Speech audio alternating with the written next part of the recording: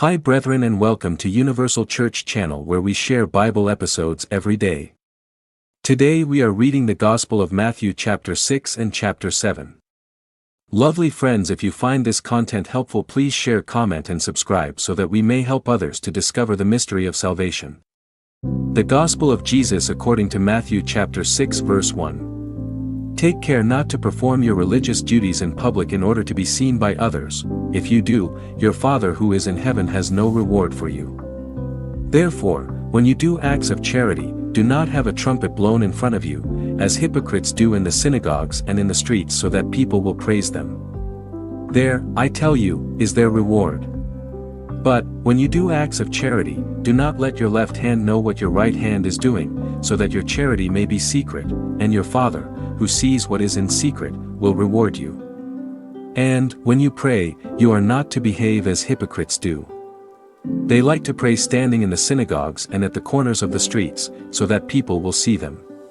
There, I tell you, is their reward. But, when one of you prays, they should go into their own room, shut the door, and pray to their Father who dwells in secret, and their Father, who sees what is secret, will reward them. When praying, do not repeat the same words over and over again, as is done by the Gentiles, who think that by using many words they will obtain a hearing.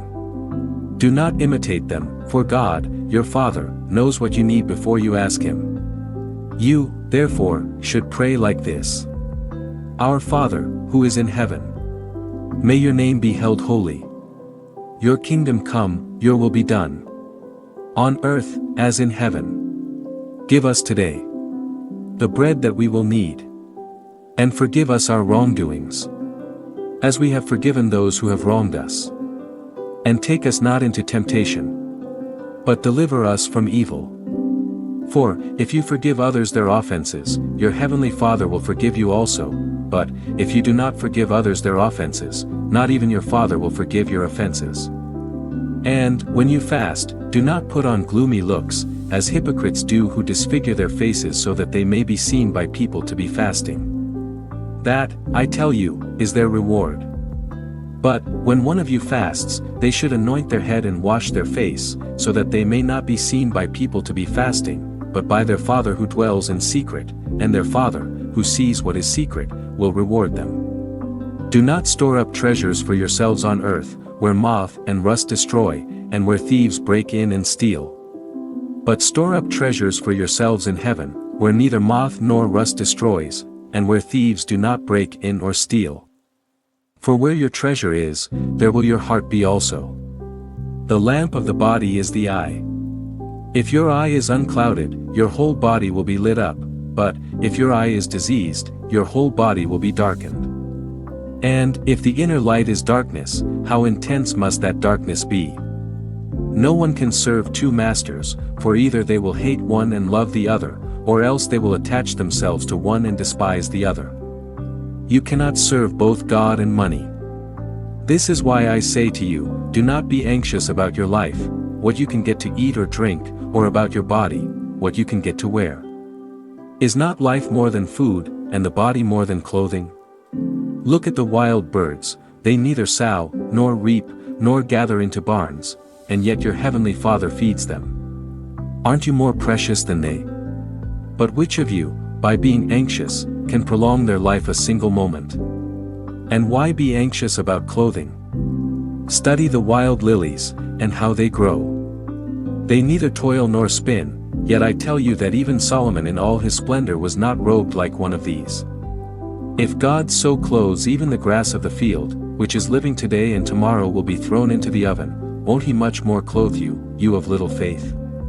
Do not then ask anxiously, what can we get to eat, or what can we get to drink, or what can we get to wear? All these are the things for which the nations are seeking, and your heavenly Father knows that you need them all. But first seek His kingdom and the righteousness that He requires, and then all these things will be added for you. Therefore, do not be anxious about tomorrow, for tomorrow will bring its own anxieties. Every day has trouble enough of its own. Matthew chapter 7 verses 1. Do not judge and you will not be judged. For, just as you judge others, you will yourselves be judged, and the standard that you use will be used for you. Why do you look at the speck of sawdust in your friend's eye, while you pay no attention at all to the plank of wood in yours? How will you say to your friend, "Let me take out the speck from your eye," when all the time there is a plank in your own? Hypocrite! Take out the plank from your own eye first, and then you will see clearly how to take out the speck from your friend's. Do not give what is sacred to dogs, they will turn and maul you. Do not throw your pearls before pigs, they will trample them underfoot. Ask, and it will be given to you, search, and you will find, knock, and the door will be opened to you. For the person who asks receives, the person who searches finds, and to the door will be opened to the person who knocks. Who among you, when their child asks them for bread, will give them a stone, or when they ask for a fish, will give them a snake? If you, then, wicked though you are, know how to give good gifts to your children, how much more will your Father who is in heaven give what is good to those who ask him? Do to others whatever you would wish them to do to you, for that is the teaching of both the law and the prophets. Go in by the small gate. The road that leads to destruction is broad and spacious, and many go in by it.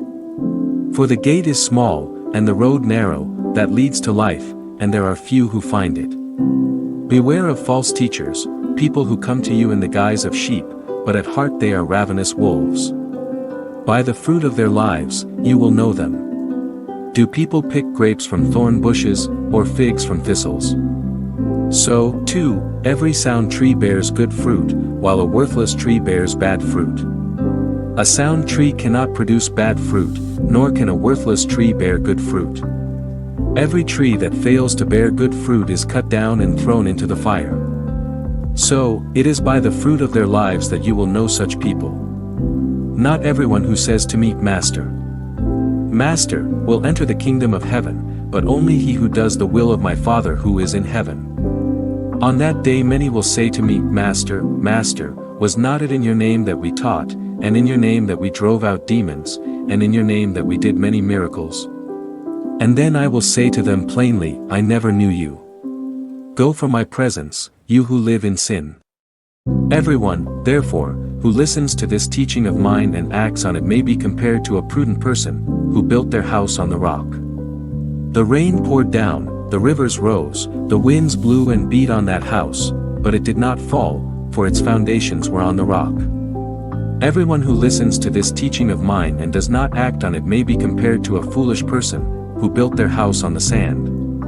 The rain poured down, the rivers rose, the winds blew and struck against that house, and it fell with a great crash. By the time that Jesus had finished speaking, the crowd was filled with amazement at his teaching. For he taught them like one who had authority, and not like their teachers of the law. The end of chapter 7. Thank you for watching. I am praying for you. Please pray for me. I am Josh, and God bless.